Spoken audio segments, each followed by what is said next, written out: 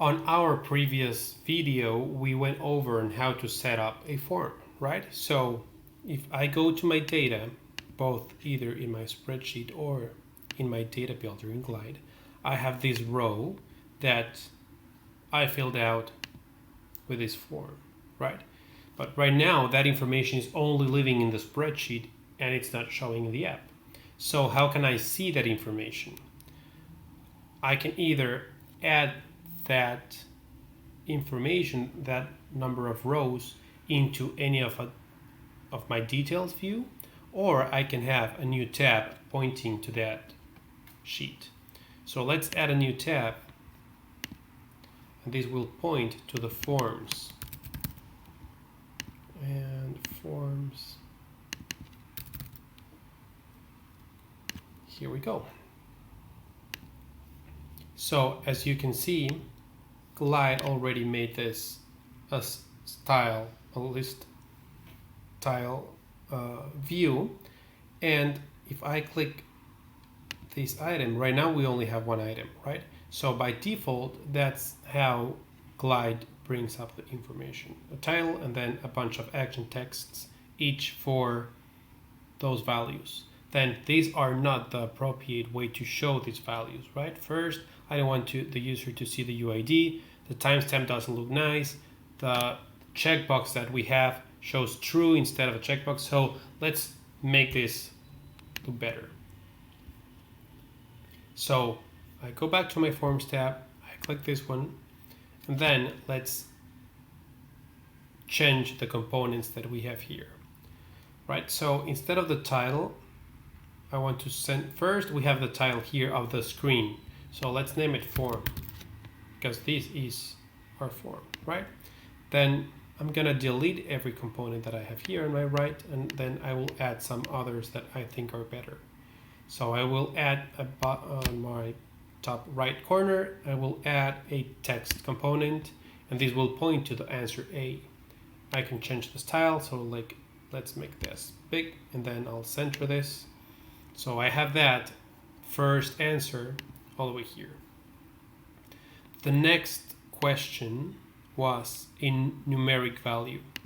So let's have maybe an action text, because then we have the name answer B, and then the title will be answer B, and then it's 10, right? Finally, we have a checkbox.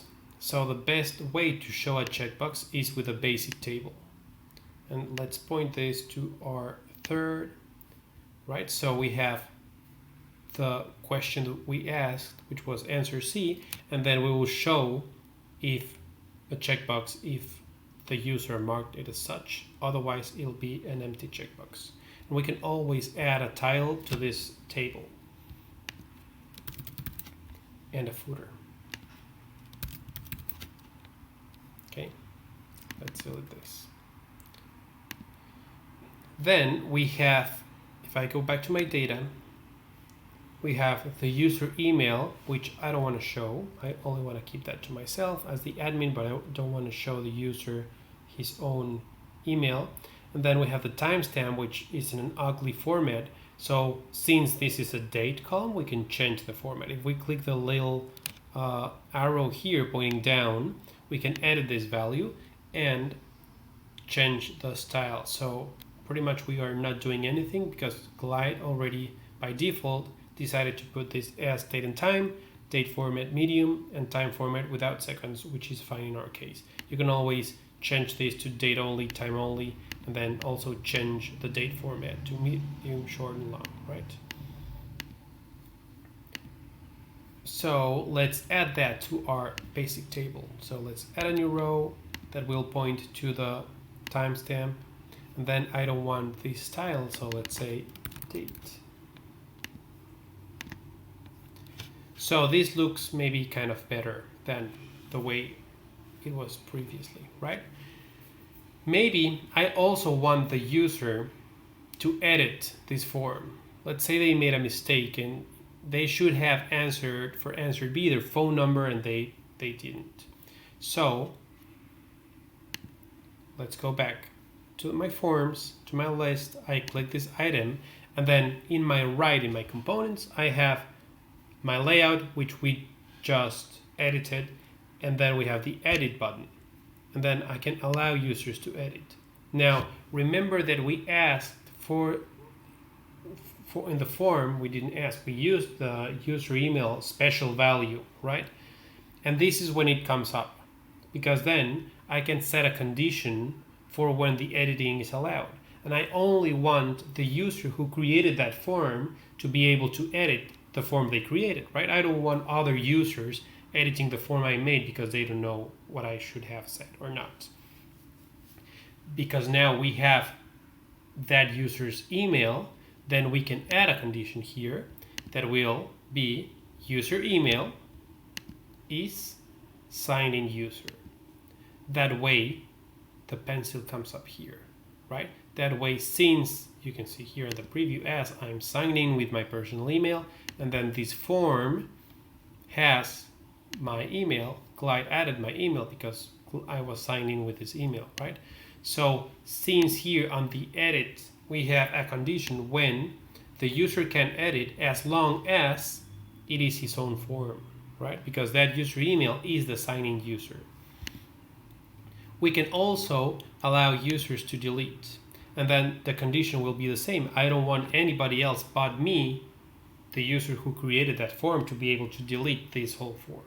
So I will add a condition when user email is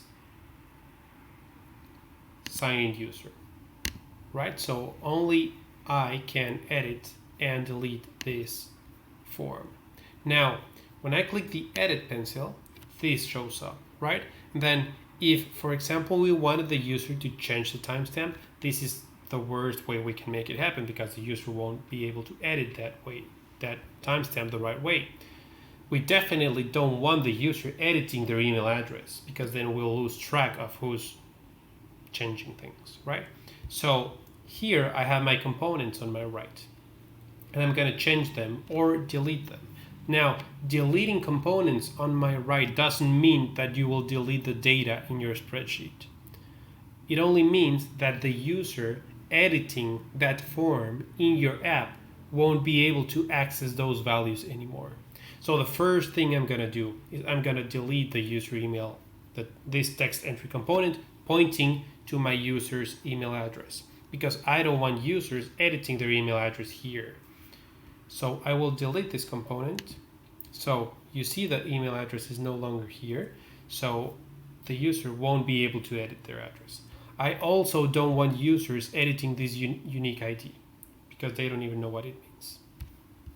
So I'm going to delete the component, which again doesn't mean that I'm deleting that data in my spreadsheet, right? So now I'm left with four text entry components. Now I have, remember when we set up the form, we had a text entry component for the first answer, but for the second answer, we had a number. For the third answer, we had a checkbox, and the timestamp was a special value. So the only one that's a text entry component is the first one. So let's delete this 2 and 3.